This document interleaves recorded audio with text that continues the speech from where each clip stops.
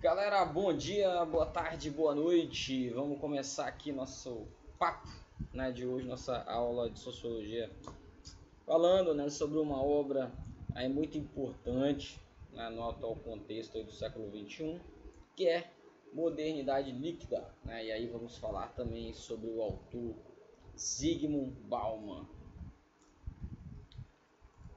nessa sua compreensão, né, sobre o atual contexto da nossa sociedade. O Bauman, né, é um autor aí polonês, falecido em 2017, sociólogo, né, professor na Inglaterra, né, e autor de livros aí muito conhecidos e que foram, vamos dizer assim, conseguiram sair da esfera apenas acadêmica, né, das ciências sociais, da sociologia, e também conseguiram, né, atuar em posições importantes na sociedade, tendo Modernidade Líquida, Amor Líquido e Tempos Líquidos, né, suas principais obras, e a sua principal contribuição justamente é, né, então, fazer a interpretação. Então, resumindo brevemente, né, seu principal objetivo é interpretar a velocidade fluida das mudanças sociais, usando aí até uma metáfora, né, a ideia de fluidez das mudanças sociais do século XX e do século XXI. Modernidade Líquida, galera, então é um livro que é publicado no ano 2000, né, nós vamos fazer uma análise aí com base na edição de 2001, né, da editora Zahar, né? Mas é um livro aí que é publicado no ano 2000, tá certo? Então ele tem 5 capítulos, né? É um livro que eu recomendo, inclusive, se vocês tiverem possibilidade, tempo, né, e condições de fazer a leitura do livro. Eu acho o livro muito interessante, né? Inclusive ele faz uma, vamos dizer assim, ele faz uma grande revisão bibliográfica, né?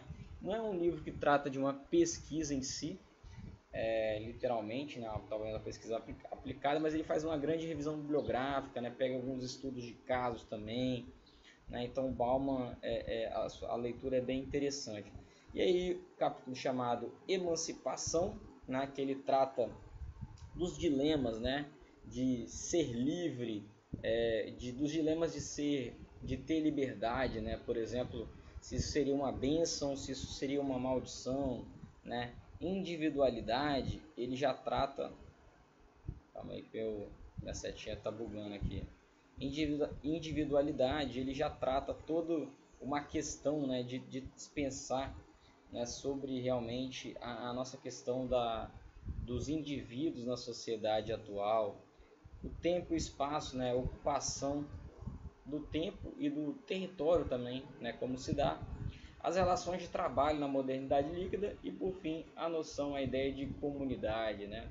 Hoje, através das comunicações, das tecnologias da informação e da comunicação, nós temos uma forma de contato hoje que ela é completamente diferente, né, da noção de comunidade tradicional, né? Então vamos lá. O autor ele já chega dando uma carteirada, né? Então essa é uma frase célebre que é usada lá no livro século XIX, né, de Marx e Engels, o manifesto comunista, né? Então lá no manifesto Marx e Engels falavam, né, tudo que é sólido se desmancha no ar, né? Então aqui a metáfora, né, do sólido e do líquido para se referir à sociedade já é o que está presente, né, no discurso e na literatura aí, política, sociológica, enfim, né? Então o Bauman vai utilizar essa metáfora para se fazer comparação entre coisas que são estáveis, duráveis, para coisas que são líquidas, né, instáveis, podem passar por mudanças, por exemplo, né? Então, para isso ele vai utilizar muito essa metáfora. E aqui, galera, a gente entende, então, para entender, né, pensando lá em linha histórica, né, nós temos a transição da Idade Média para a Idade Moderna e para a Idade Contemporânea também. E aí a gente pensa, né, qual que era a missão da Idade Moderna, né?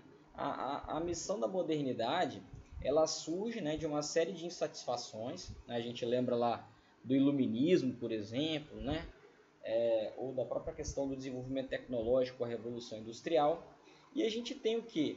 Que a missão da modernidade era combater, né, a insatisfação com a solidez dos sólidos existentes. Então a gente pode pensar a solidez aqui, a gente pode pensar um Estado monárquico, né, a ausência de participação de direitos políticos, a burguesia, por exemplo, conseguia produzir, mas era completamente excluída da participação política, né, frente a uma nobreza que apenas vivia, né, de futilidades e não produzia nada. Enfim, então nós temos lá ali uma série de insatisfações, né? A ciência que estava se desenvolvendo e era subjugada, né, frente ao poder da igreja e do obscurantismo, por exemplo. Então a missão da modernidade era combater, né, essa insatisfação com a solidez desses sólidos aqui que estavam presentes naquele contexto social, né? Então, eles diziam não ser sólidos o suficientes, ou seja, a monarquia, o poder do clero sobre o Estado, regimes agrários, né? Então toda aquela precariedade, eles diziam que não eram sólidos o suficientes e a verdadeira ordem iria construir uma ordem moderna que iria ser distinta por ser verdadeiramente sólida. Então a gente tem o iluminismo e o próprio positivismo, né, que tinha aquela ideia da superioridade da ciência sobre as outras formas de saber, né? Então, Bauman vai trazer que os próprios pilares da modernidade sólida que constituíram então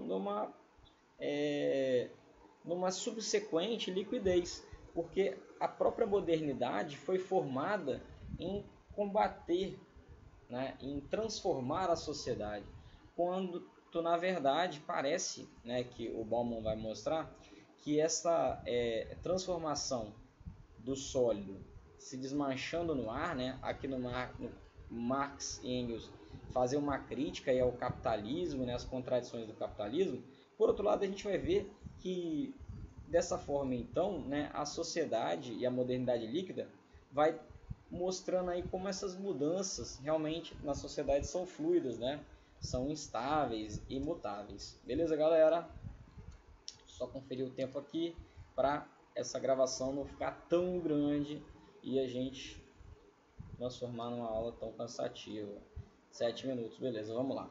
Então, galera, como nós podemos fazer essa distinção entre modernidade sólida e modernidade líquida? Nós podemos pensar, então, o que foi a modernidade sólida, né? A gente pode pensar ela como uma consequência, né, da Revolução Francesa, lá no século XVIII, e também da Revolução Industrial, né? A produção da máquina a vapor, da manufatura, o crescimento, né, das tecnologias. Então, isso fez com que nós tivéssemos aqui uma capacidade de maior racionalidade, de controle, né, sobre as situações da vida. Os lemas lá da Revolução Francesa, né, liberdade, igualdade, fraternidade. Após o século XVIII, o século XIX foi um século onde passou-se a ter maior participação das pessoas, da população do Estado, né? E isso passou a ter uma ideia de que isso melhoraria a sociedade, que a sociedade poderia ser melhor, né, tendo mais participação da população. Então a gente pega outra questão, as identidades, né? Então nós temos lá na modernidade a ideia de Estado-nação, a ideia de culturas, né, sendo consolidadas, de identidades muito específicas. Uma pessoa ela vem de uma determinada região, ela vai ter ali, né, uma característica peculiar, enfim, a própria polarização ideológica, né? Então lá na Revolução Francesa a gente tem inclusive o nascimento, né, dos conceitos aí de esquerda e direita. Então a gente tem todo um contexto aí de compreender, né, projetos e propostas políticas. E aqui, né, um outro âmbito interessante na modernidade sólida é essa noção que o Bauman traz muito de comunidade, né? Então, hoje, quando a gente pensa muito em comunidade, a gente liga até a ideia de grupos, né, na internet, de grupos de WhatsApp. Anteriormente teve comunidades no falecido Orkut. né? Ou enfim, o Facebook tem grupos lá também, né? Então a gente pensa em laços de identificação, né? Mas aqui a ideia de comunidade estava muito ligada à ideia de um território, né? Você pertencer a um bairro, você pertencer a uma relação ali, né? A laços de identificação pela questão do território, né? E isso trazia a ideia de perenidade, né? De estabilidade e também de segurança. É igual hoje, quando você está no seu bairro, por exemplo, e aparece alguém diferente, né? Por exemplo, você chega um vizinho novo, né? Você já pensa assim, caramba e tal, como é que é? Será que essa pessoa vai ouvir música alta à noite, né? Será que vai incomodar aqui o jeito de se viver da minha rua? Então, essa ideia de comunidade estava ligada a essa ideia de segurança, de estabilidade, né? E justamente de proteção ao externo, né? Então, essas aqui são algumas características, né, que nos fazem pensar o que seria a modernidade sólida para Bauman. E aí Bauman vai dizer, né, que modernidade líquida, muitos de vocês já ouviram falar a palavra pós-modernidade, né? O Bauman, ele é um dos autores que vai defender a tese de que não existe uma pós-modernidade, né? O Bauman, até no início lá de sua carreira como escritor, ele defendia a ideia de pós-modernidade. Mas ele, né, na fase final da sua vida, fase mais madura da sua vida, ele vai dizer que não, né? Vai dizer que nós vivemos, né, a partir da segunda metade do século XX, a modernidade líquida, né? E essa modernidade líquida, ela nada mais é do que mais uma fase da modernidade, né? Dessa tentativa, né, de buscarmos aí um momento de modernização, né, no sentido mesmo de racionalidade, enfim. Então, ele vai dizer que esse momento é uma decepção com os sólidos da modernidade, né? Então, é um momento onde nós chegamos a entender que todas aquelas questões que foram defendidas, né? Por exemplo, como maior participação no Estado, né? A gente já pensa em democracia representativa em crise, né? Então a gente começa a pensar, né, em fatores aí que deturparam, né, tudo aquilo que foi pensado como solução para os nossos problemas, né? A gente pode incluir aqui também, por exemplo, o próprio insucesso dos países onde tiveram revoluções socialistas no sentido de garantirem a própria igualdade, né, para as pessoas, né? Exceto a China, todos os outros países ou entraram em derrocada, né, como ou em dificuldades financeiras, como o caso de Cuba, por exemplo, ou caso da União das Repúblicas Socialistas Soviéticas, né? Então, a gente pode pensar também, né, o mercado, a desigualdade e a concentração de renda excessiva, a globalização e a individualização, né? As tecnologias da informação e da comunicação ditando os ritmos da sociedade e, por fim, né, como eu já falei, então ele nos adverte, né? Nós não somos pós-modernos, somos modernos líquidos. Então, o que seria, né? Então, ele vai trazer várias questões, né, como características aí ao longo do livro, né? Então, o fim das utopias, né? Então, ele até vai tratar, né, como uma forma de se combater a ideia de liberdade, né? Porque se fala muito sobre a liberdade, sobre que nós temos liberdade, mas será que realmente nós temos liberdade, né, para tomarmos nossas decisões, né? Então, ele vai até trabalhar muito essa questão de como se deve pensar que houve uma ideia de privatização do espaço público, né? E que nós não conseguimos de fato almejarmos, né, e termos essa liberdade em ações no nosso cotidiano. A ausência do pensamento de longo prazo, né, que tem uma relação muito grande com a ideia de projeto de vida, né? O Bauman, em uma das suas entrevistas, ele fala muito sobre projeto de vida. Então, aquela ideia de estabilidade, né? Então, hoje mesmo nós temos aí o serviço público no Brasil, né? Uma tentativa de se acabar, por exemplo, com a estabilidade do serviço público. Então, a ideia de que você trabalharia para uma empresa ao longo da sua vida, né? Ela está cada vez mais escassa. Hoje nós temos a ideia de terceirização, a ideia de que você tem que ser um prestador de serviço, né? Então, o projeto de vida, né, aquela ideia de que os empregos para toda a vida já não existem mais, né? Então, nós temos aí a ação dos terceirizados e das pessoas jurídicas. Uma busca pelo prazer individual.